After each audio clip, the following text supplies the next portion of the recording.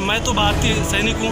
मैं बॉर्डर पे ड्यूटी कर रहा हूँ, जो कि जहाँ हमारा पोस्ट है वहाँ से 500 से 700 मीटर दूरी है पाकिस्तान का बॉर्डर।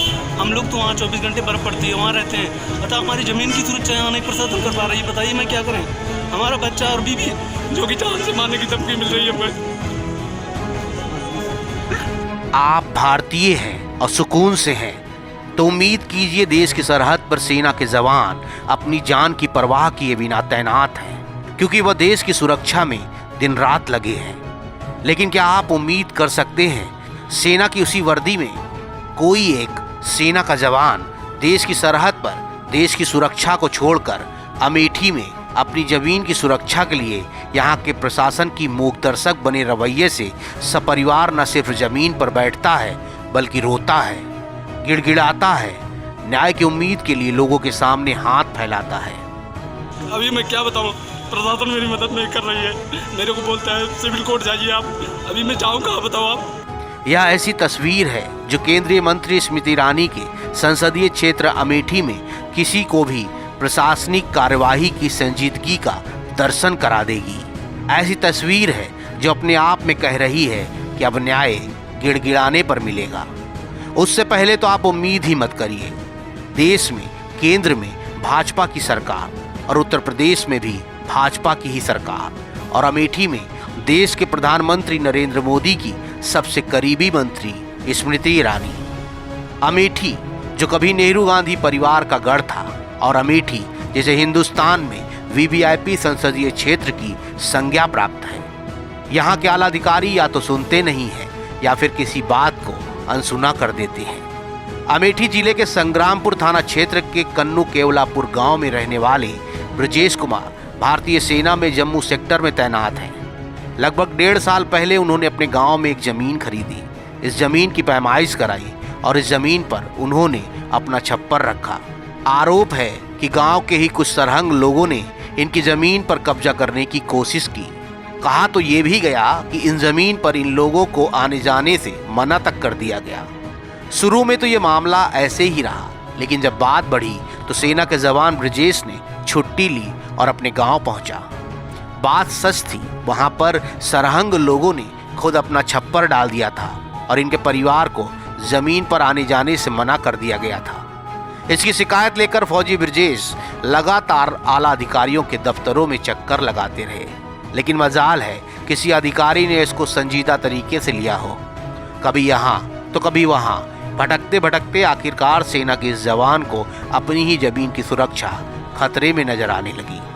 फिर क्या था, आखिरी उम्मीद लिए इसने सेना की वर्दी पहनी, वही वर्दी जो देश की सुरक्षा के समय तैनात रहने पर पहनी जाती है, जो पहनते वक्त कसम खाई जाती है कि मिट जाएंगे लेकिन देश के लिए अपनी जान देंगे, लेकिन किसी भी व्यक्ति को देश की सुरक्षा से खिलवाड़ नहीं करने देंगे।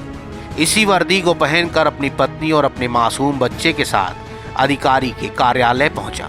तहसील की जमीन पर बैठकर उसने पूरी बात बताई और रो रो कर ये कहने लगा कि वहाँ देश की सुरक्षा की जिम्मेदारी हमारे ऊपर है और यहाँ प्रशासन हमारी ही जमीन की सुरक्षा नहीं कर पा रहा है। डीएम के पास दे चुका हूँ एप्लीकेशन जाके, एसडीएम के पास 2 बार तीसरी बार आया हूँ मैं।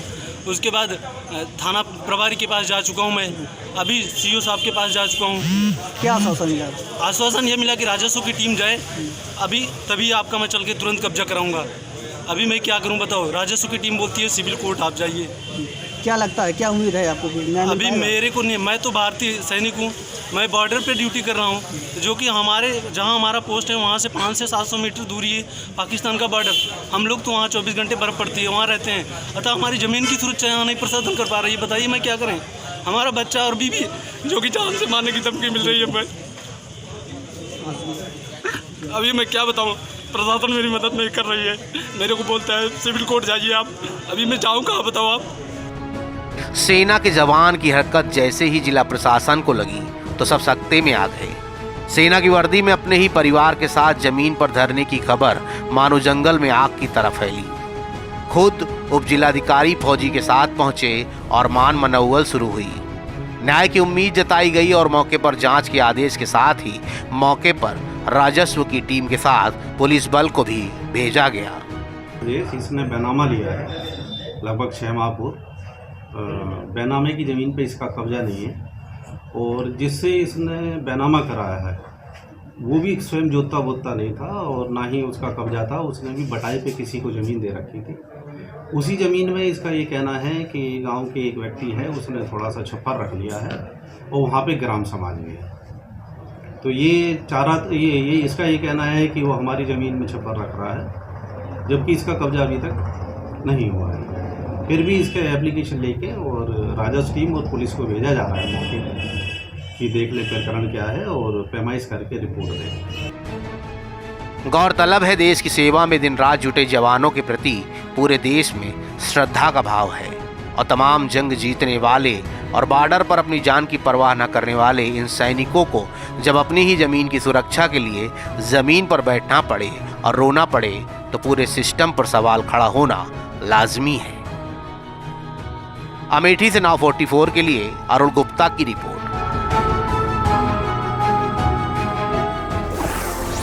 सच्चाई वही जो हम बताएं।